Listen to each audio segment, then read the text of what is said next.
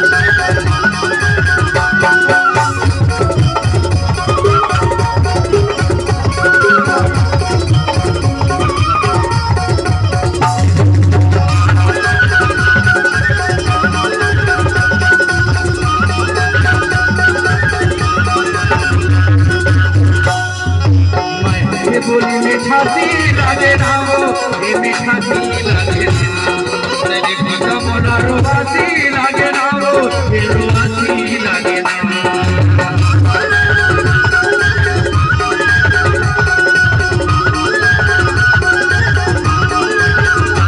बोली मिठासी लागे नामो ये मिठासी लागे नामो तेरे भगा मोना रोवासी लागे नामो ये रोवासी लागे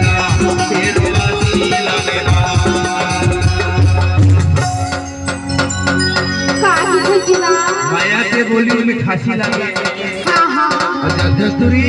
बता ना नहीं देखो बोला ना ईमान से रोवासी लागे वो मोला ऐसे का एक से जी बता ना हीरा तो दीना छिल छिलमा और तोरे सुरता हाथे मोला गठिया ले बरमायाला अचरा बैठो तोला अचरा गठिया ले बरमायाला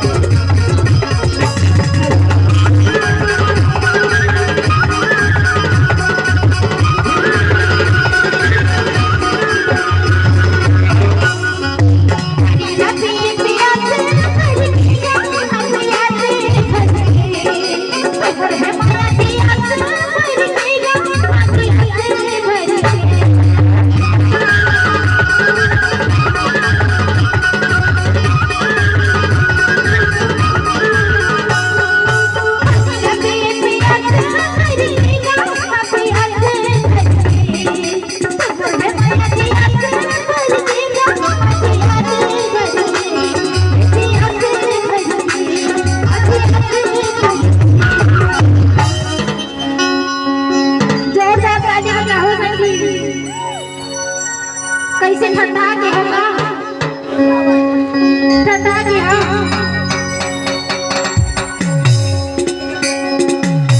ताली नहीं बजाओ मतलब ठंडा के हो सही बात है और गाना था बताना रात दिन छिछिमा